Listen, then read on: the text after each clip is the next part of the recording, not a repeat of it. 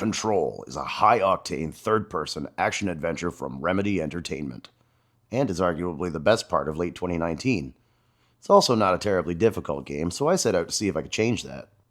This episode is going to be a little different though. My original plan was to do a powers-only run, which I did. I finished the whole thing in about 7 hours, and since it was just that easy, I played it again with some heavier restrictions, and I combined them into this double feature. And just to make it official, here are the rules. For the Jesse run, the only rule was no service weapon. As long as I don't shoot anything, I can do whatever I want. For the main run, I banned everything but mods. No skills, no powers, no health boosts, just a regular lady with a magic gun. Spoiler, there are a couple of times where using the powers is mandatory, but we'll talk about that when we get there. And also, just so everyone can follow along, I will not always be referring to the weapons by their in-game names. Now it's time to find out if we can beat Control as an unstoppable monster and as a regular lady who just wanted a job as a janitor's assistant.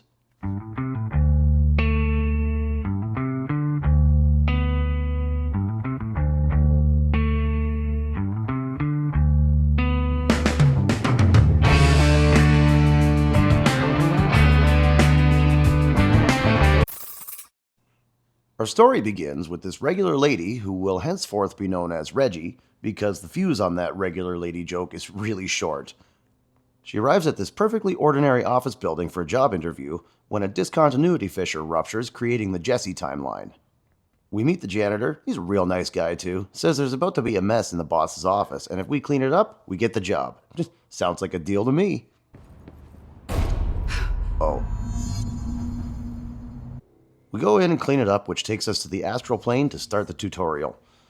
There's this one guy at the start, and I'm supposed to use a melee attack on him to raise the platform and unlock the service weapon. I tried real hard to avoid hitting him, but the gun just doesn't come up until he's defeated. And this is actually the one and only time where I can't use the service weapon in combat. This dilemma never comes up again, and we just gotta shoot these guys over here to bring up our way out. However, over in the Jesse timeline, we're having a little trouble.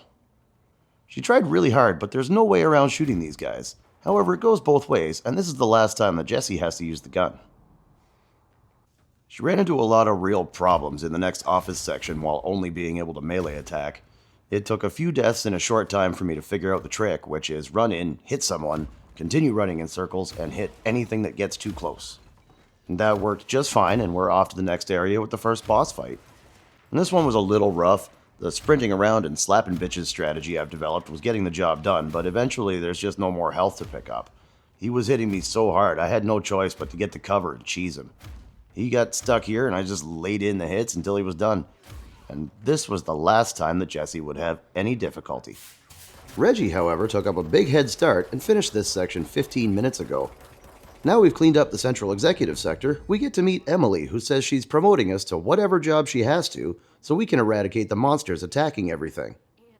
We say, come on man, we just came here to mop floors and shit.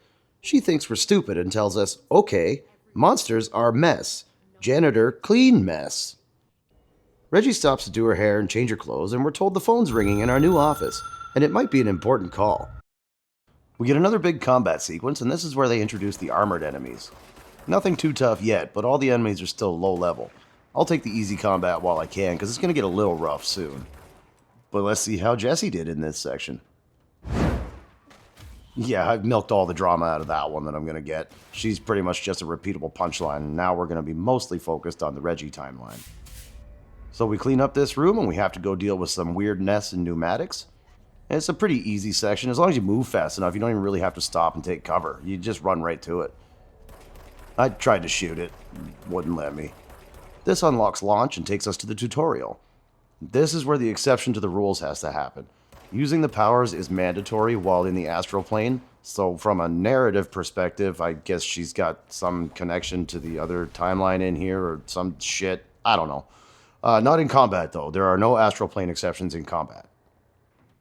Ran into some resistance getting out of there, and they killed me rather brutally. But it was the weirdest thing. I spawned back at the control point, and they followed me there.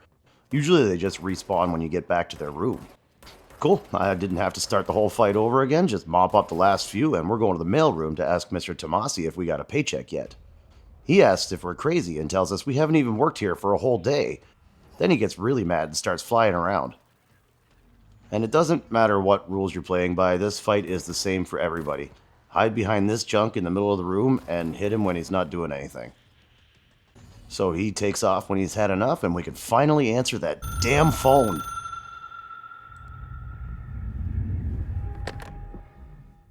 Hello? Hello. This is the bank security department. We have detected unusual activity on your card. To avoid deactivation, press 1 on the line to confirm recent transactions. We run back to the boardroom, figuring Emily must know a way to end these scam calls once and for all. We go to all the trouble of sitting down, and she tells us to go ask the phone guy in the power plant. Oh, and by the way, the janitor wants to see us in his office. We take the elevator down to maintenance and have to trudge through the bowels of the building. We almost got to the office, but the mess was blocking the door. The enemies leveled up down here, but they're still not too difficult. Though, as you can probably see, I'm not much of a marksman. So I'm hoping to start collecting some decent weapon mods soon. Anyway, we finished up in here and move on to where one would normally go unlock the evade ability. But since I'm not allowed to use it, I just won't even go there. The janitor's office is just up ahead. However, Jessie is allowed to evade, so let's see what she's getting up to.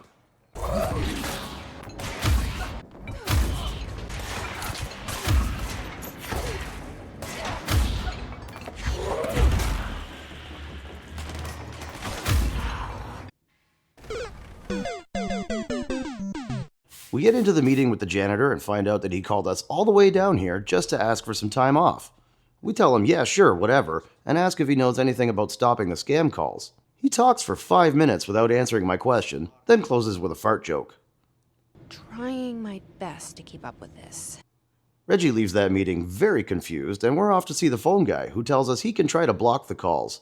But if we want to stop them for good, we should ask the crazy lady in the RFID lab. And by the way, all the toilets in the building are backed up, and frankly, as the assistant janitor, we should be much more concerned about that than a few phone calls. We figure he's probably right, so we're going to go do some custodial maintenance. The first task is fixing the energy converters, so we get a quick fight, and these guys were a bit of a challenge. The gun just isn't doing enough damage anymore, and I had to run all the way back to the elevator just to get enough distance between us to take down his armor. Without any decent mods, this pistol's just not going to get the job done. So I built Shatter, and now we have a shotgun. I also added a health recovery mod to my only available mod slot. I can't make my health bar bigger, but at least I can fill it a little faster. We also have to have a talk about the rules. You're probably eventually going to notice the energy bar getting bigger, and when I started this run, I was going to dump points into skills that I can't use to unlock the other 2 personal mod slots. After a while, I decided that would make it way too easy. You're free to call this a fail, but I'm going to keep going because I implemented the restriction later in the run, and because the energy bar is inconsequential. So the next chat about the rules, these energy cubes. These are really the only puzzle elements in the game, and through trial and error, I decided it's not possible to shoot it into the socket. I thought about it for a minute and I figured these things can't weigh that much, and this chick's no wuss. I have no doubt she could just pick it up and put it in the socket. That's just not how the game mechanics will portray it. So with all that said, we power this shit up and get the hell on with it. We make our way through the hallways, and until now, I never realized just how drastic the difference between the pistol and the shotgun really is. I cleared this whole section in like 3 minutes. Of course, there's always some more mess to clean up along the way, but now we're heading down into the pipeworks to see about fixing those toilets. And it's a disaster down here. Looks like the place hasn't seen a maintenance crew in 100 years. We locate the source of the problem and begin the sequence where we get to chase a sentient wall of shit through a bunch of giant pipes. Be careful, it sprays. It stops to fight too, but we can scare it off by shooting out all its corn. Once it's cleared, I have to get back upstairs to just do one thing, but not before we deal with this prick with the minigun. Now you see with Jessie, she just ran up to the door and waited for him to come out, then went right toe-to-toe with him. Reggie, however, had some trouble. I died a couple of times until I figured I could probably cheese him with the walkway. I stayed close, still within shooting range, and not technically behind cover. It worked, and I got him to just stop there and let me shoot him. I moved a little too far back and he started pathing to me, but by that point it was pretty well over and he didn't even make it to the stairs. So now we're good to just take the elevator up and head towards Central Flushing.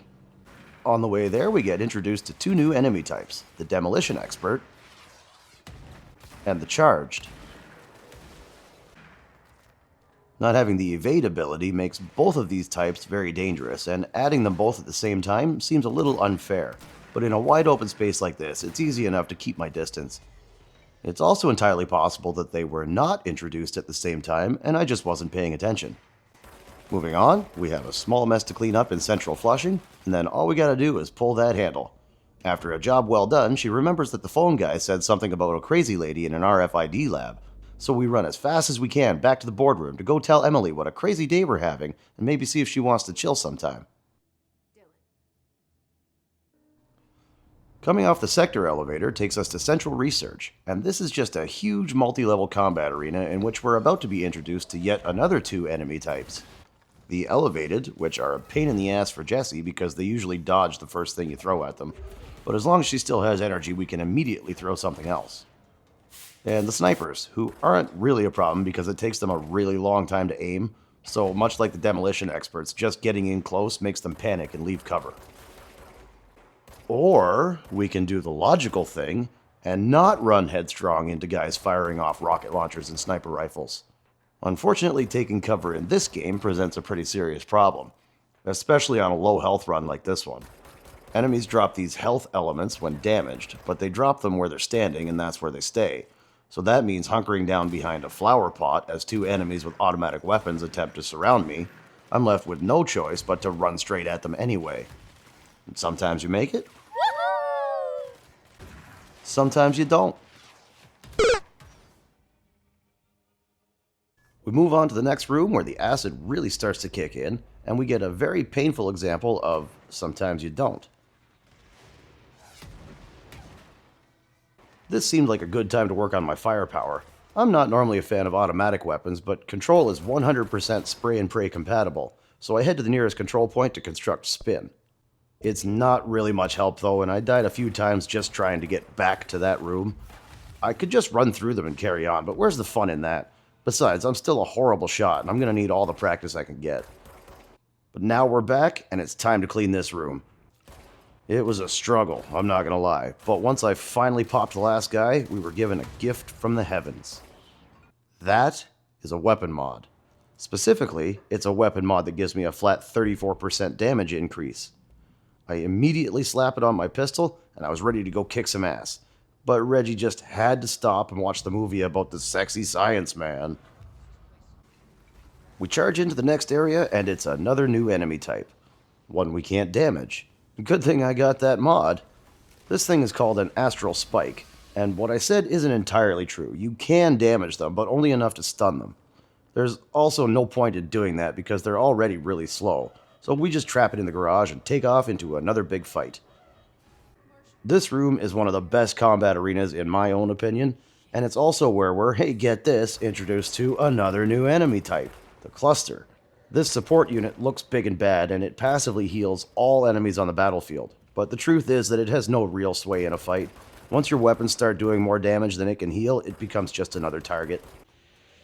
Once the floor was clear, I stayed under the stairs and just popped off some headshots whenever I got the chance. They started throwing grenades trying to lure me out, but it's like, no man, you want to fight, bring your ass over here. If you want to die, just keep poking your heads over that railing, because I got all fucking night, asshole. Out of there, we head down the hallway and find a payphone. Reggie takes a shot and dials a bunch of random numbers until she eventually gets hold of the crazy lady and asks if we can come over. She says sure, bring a mop. After the phone call, we get ambushed, and this hallway is a very dangerous place. At least if you're just a regular lady with a magic gun.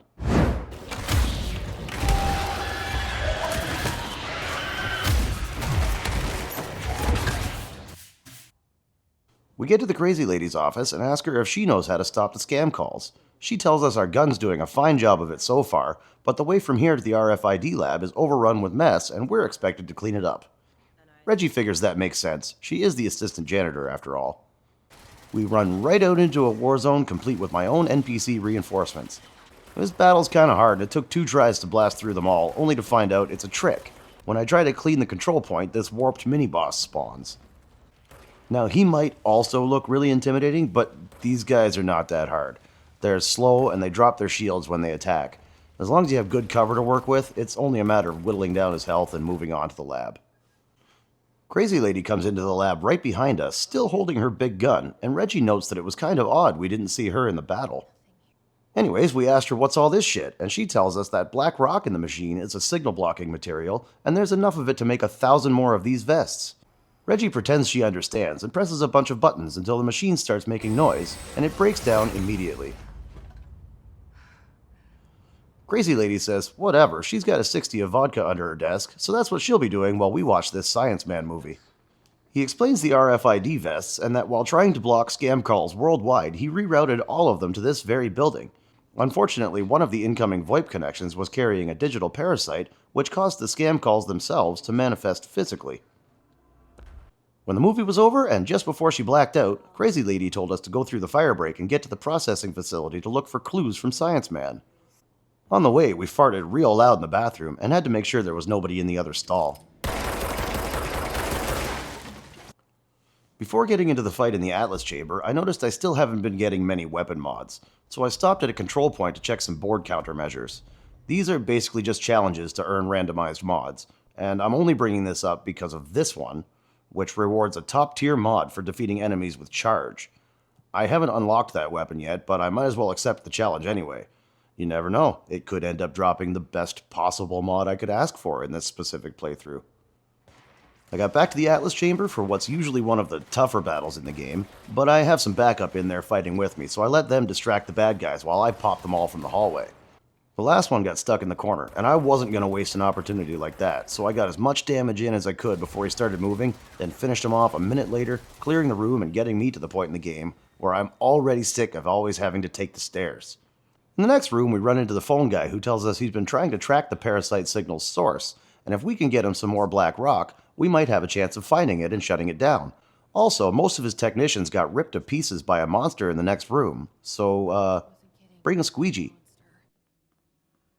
The monster would be the first encounter with a distorted. These guys are supposed to be scary, but they're just pathetic. They turn into a puff of smoke, and all you gotta do is let it get close. When it gets in range, it'll show itself, and you open fire. And now that mess is dealt with, we watch another movie where Science Man tells us how rare and mysterious black rock is, and it's a long shot, but we might be able to find some if we check the Black Rock Quarry. We just have to cross the power plant first. And this area isn't hard to clear, there's plenty of room, plenty of cover, just keep some distance and they all go down one by one. Using this strategy, I got them down to just the flying dude left, and it only took 2 misses this time for me to remember that I suck at this, and it was time to get a new toy. I turned back to the control point mid-fight to craft Control's sniper rifle equivalent known as Pierce. This thing hits hard, but it's slow to fire. Also, we can get pretty good insight into my aiming discipline here. There's no weapon sway in this game. This is all me. We get all the way across, only to find out the elevator is broken, and now we gotta Arkham our way down right into another quick fight. I got tripped out by this puff of smoke. I thought there was another distorted in the room. I walked around for 3 minutes trying to get it to show itself before I figured out it was just the control point that needed a scrubbing. That lets us move on to the Quarry, and I tell you, man, I hate this place. Only for one reason. Nothing wrong with the enemies here, it's all good fun. The problem is, I never know where the hell I'm going. Even though I just did this 2 days ago, I still ran around in circles for 20 minutes before I found the way out. It's a bit of a hectic battle in here, lots of bullet sponges, but also plenty of space and cover. I did die quite a few times, and this all took well over an hour. It had a very exciting and cinematic ending that I couldn't wait to analyze and share here, but sadly this is where my pizza showed up and I paused the recording. So let's see how Jesse did.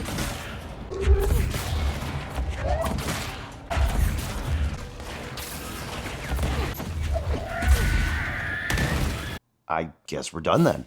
We grab the black rock and have to bring it to the Crazy Lady. Just take a quick mental note right here that in both runs, all 3 astral spikes followed me into this area, and that astral spikes don't discriminate. They'll attack anything. We're back safely in Central Executive and hand the rock to the Crazy Lady, who tells us the phone guy may have located a signal source in the containment sector and that we need to go there and ask for Rick. Reggie says nuts to that, she's just the janitor, why does she have to go? And Crazy Lady says that's where the mess have been dumping their outdated user information. Maybe bring a shop vac.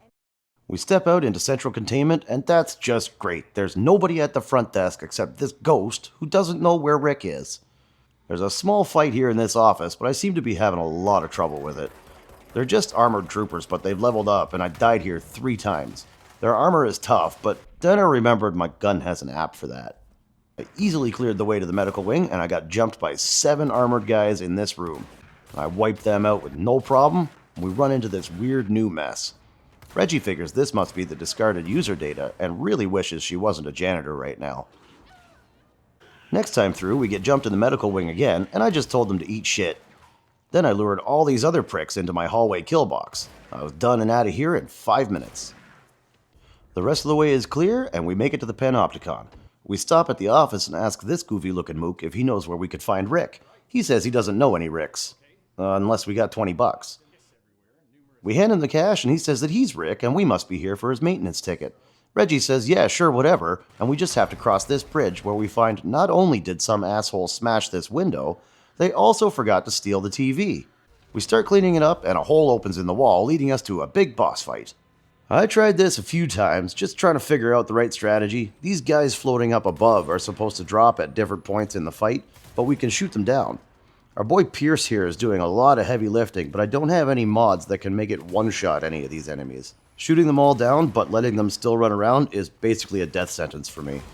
After the third try, I'd had enough of these weapons. It was time to unlock charge and get me some real firepower.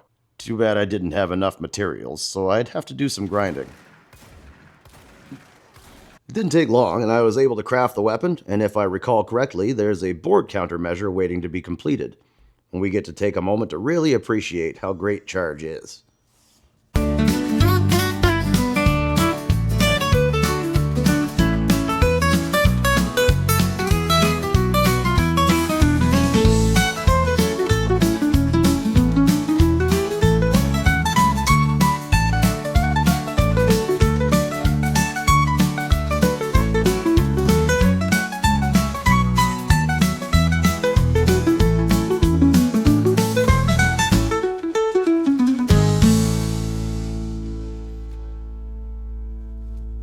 And that was it. It's time to go find out what mod we got.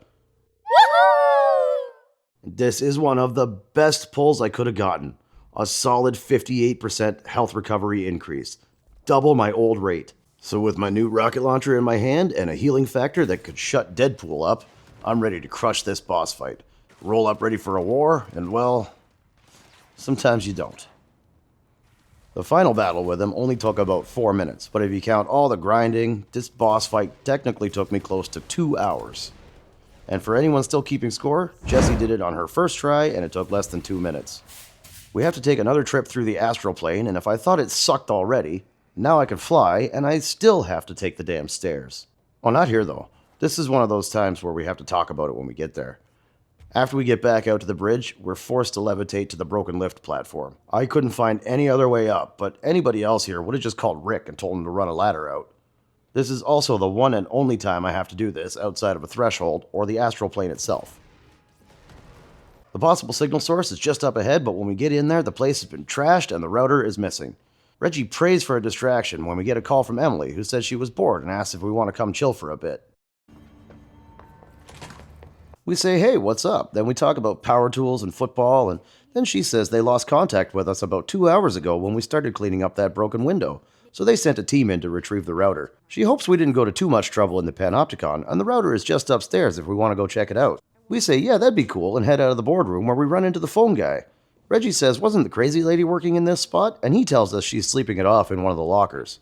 We tell him we're going to go check out the router, and he says, oh yeah, that's cool. He hasn't been there yet, but if we're going that way, we should grab some scans for him. That sounds ominous. We make our way upstairs, not sure what to expect.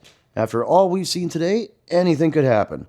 We open the door and see that it looks like this guy in here is trying to sleep, so we respectfully back away. We go back to the phone guy, and he asks if we got the scans. Reggie just shrugged and stared at him, so he gives us a stack of maintenance tickets. We tell him we'll get to it if we have time, and to let us know if he finds the signal source, then wander off to find a nice place to smoke a bowl. This place looks good, but a whole bunch of mess show up and ruin the vibe. It's nothing Charge can't handle. Hell, I'm one-shotting armored enemies right now. Problem is, I'm not doing enough damage to this warped, and my only choice is to leave cover and try to take out the cluster. I somehow managed to do that safely, and it was just another average warped fight. These guys are to control as ATSTs are to Fallen Order. They look so bad, but they're just tedious.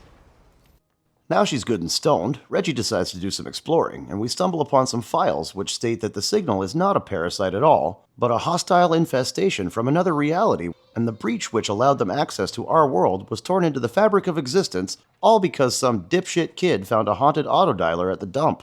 Reggie says that's neat because she also found a haunted auto dialer at the dump when she was a kid. She wonders if it's still there, and good news, they actually packed up the whole dump and brought it to this building. Now we just have to get there. I easily handled this slight resistance right out of the gate, and I'm afraid I'm never going to remember that this guy is on the elevator. We just gotta solve a quick puzzle to open the next area, and remember when I mentioned these flying guys dodging whatever Jesse throws? Well, they dodge the charge blasts too. So this is where I figure out the best weapon tandem seems to be charge and pierce. With the weapons and mods sorted out, Reggie is starting to become pretty damn powerful herself. She's digging it right now and struts her way into another of my favorite combat arenas. In here, they built a scale model of the whole town. Which town? I don't know, it's not part of this story. Anyway, this is a great place to fight, except none of these little buildings in here are bulletproof. That's alright though, because it means I can also shoot them through cover. And it's weird, this fight usually feels a lot more chaotic. Maybe it would be if I had superpowers. Haha, not. Look, Jesse doesn't even have to move anymore in combat. So now we get to the dump fight. This one has a little bit of everything. There's a cluster over there healing everyone. There's a wall of charged headed our way. Right behind them come the armored demolition experts. This wave ends with a warped before we get another wall of charged coming in, and we get one of the better examples of sometimes you make it.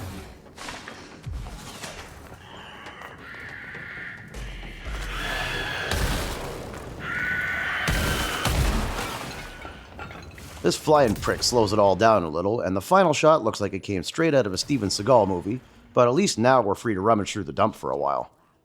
We didn't find anything good, so we run into this office to watch another Science Man movie, and he tells us he got sick of having to wear hip waders to work, so he packed up the auto dialer and moved his office out of this diaper-ridden trash heap. Once the movie ends, we get a call from the janitor who says he's just about to start his vacation, and we forgot to sign his paperwork, so we have to go meet him in the basement. To get there, we have to go back through the pipeworks, and we see the problem must be getting worse because there's scam call shit all over the walls. Reggie figures she'll just add it to a maintenance ticket and keep going. Buddy in the basement can clean this up when he gets back. In the basement, we have to get in a big fight and then take a cable car to the bottom for some reason.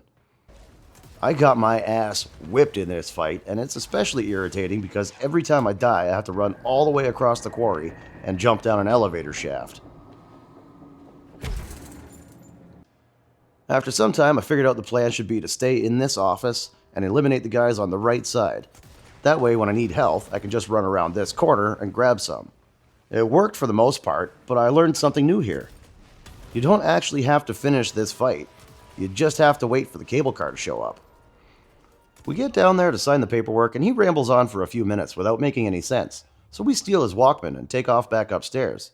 Now we just have to go find Science Man's new office so we can shut down the auto dialer and find the source. It's a really long walk though, and we got lost along the way, so I called up Rick and I told him I found this hotel bar what's doing cheap tequila shots. I was already hammered when he showed up, but so was he. We were there for a good bit, but it was a shit time. There was no girls there, and those pricks were playing the music way too loud, so we said fuck them and ran up a big tab. They actually thought we were gonna pay this $600 tab, but nuts to that, man, we just trashed the place and bailed.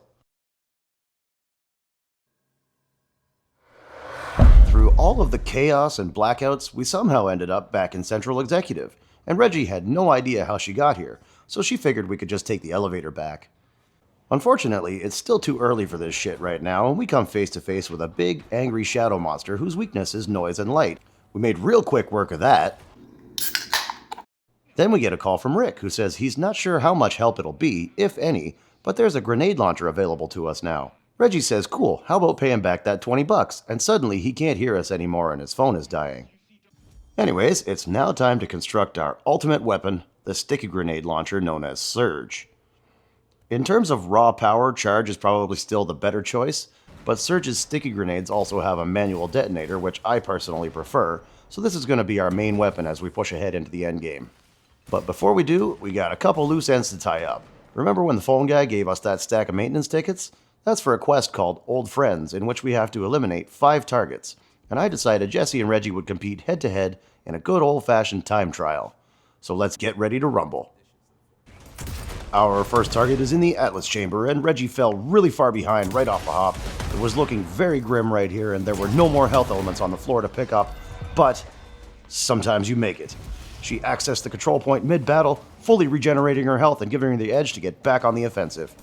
Showing much more poise than usual, she calmly dismantled him, finishing with a time of 44.01 seconds.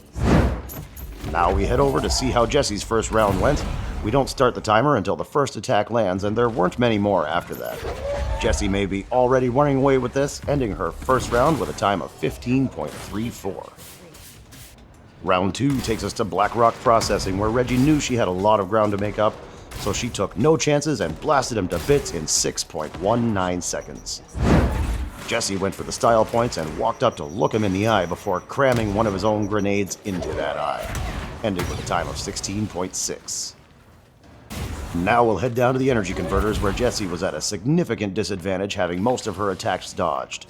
With a little persistence, she took him down in 23.73 seconds. This was Reggie's big chance to gain some ground, but she took a big hit and had to run around the corner to heal, which ended up costing about 30 seconds, giving her a final time of 43.26. Round 4 out in the quarry brings us back to where I made mention of the 3 astral spikes following us up here. This is Reggie's last best chance for a good score, and she goes for it, earning a very respectable 10.99. She just has to hope Jessie stumbles somewhere, but it wouldn't be here. Before she even entered the arena, the spikes ate him. Jessie ends this round with an unprecedented 0.00. We are now in the final round, and Jessie will be up first. Reggie's only hope here is for something to go horribly wrong, and this target is a distorted, so there's a chance. But Jessie couldn't let that happen and finished him in 0.03 seconds. Reggie has no chance now, but this scrappy little underdog is never to be counted out. If she's going out in style, and with a single, cleverly placed sticky grenade, she does the unthinkable and records a now precedented 0.00. At the conclusion, the final times are Jessie lights out Faden with an amazing 55.7 seconds, and regular Reggie Lady comes in at 1 minute 44.45. This has been a presentation of Fab Funk Sports, and we now return you to our regularly scheduled programming. Reggie wakes up in Central Executive, and the phone guy says he needs to talk to us. He explains that they've tracked the signal source to a big room on the other side of the building, and we just have to go over there and trash the place. Reggie says that sounds easy enough. And off we go. We get to Science Man's new office, and he has another movie for us to watch. He recounts building this device to trap the signal source, and now it's all up in there, and smashing it should eradicate the parasite. Reggie notes that Science Man probably could have just gone to the office and told somebody all of this instead of scattering VHS tapes all over the place. Then she remembered she was doing something, and it's time for a war.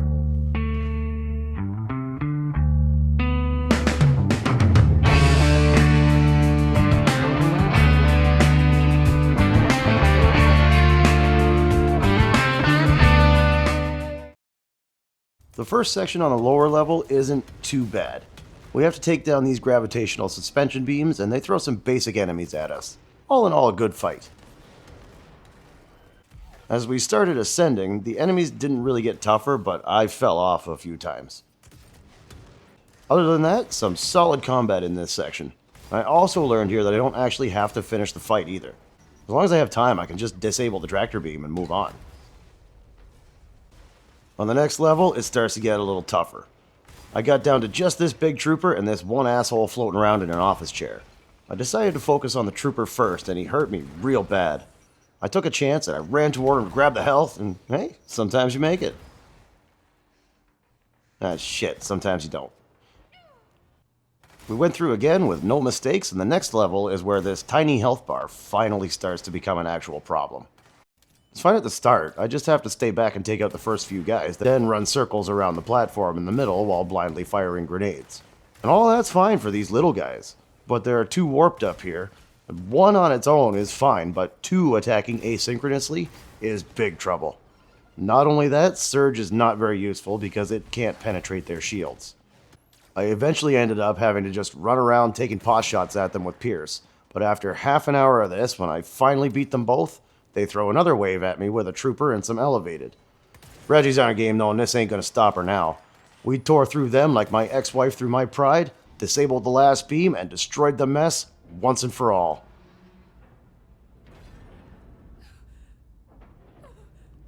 Seeing all this destruction, Reggie decided the role of janitor just wasn't for her, so she quit and took the office assistant job instead.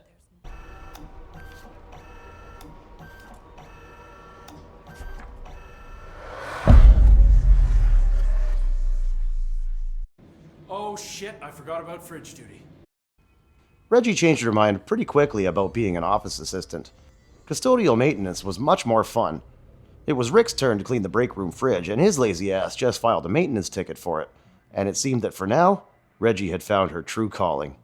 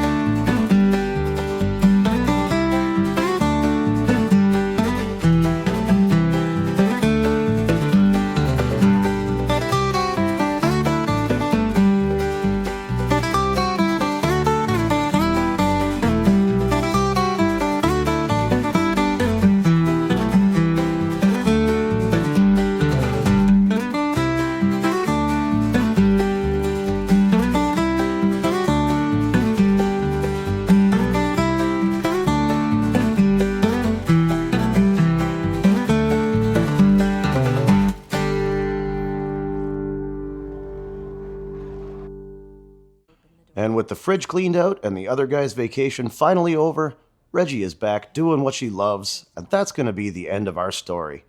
But not necessarily the challenge run. In the actual story, there's one more really big fight, but as you can probably see here, it's not very viewer-friendly. I always saw the Hedron Chamber as the true finale anyway, even with the fake-out ending in the game. This fight is more like a reward, just a little extra action while they wrap up their narrative. But still, we gotta ask, can you beat Control as a regular lady? Well, I think, yeah, you probably could if there were a couple of ladders in this place. Thank you all so much for watching, and if you had fun here and want to see more, feel free to like, comment, subscribe, and most importantly, stay crunchy. Goodbye!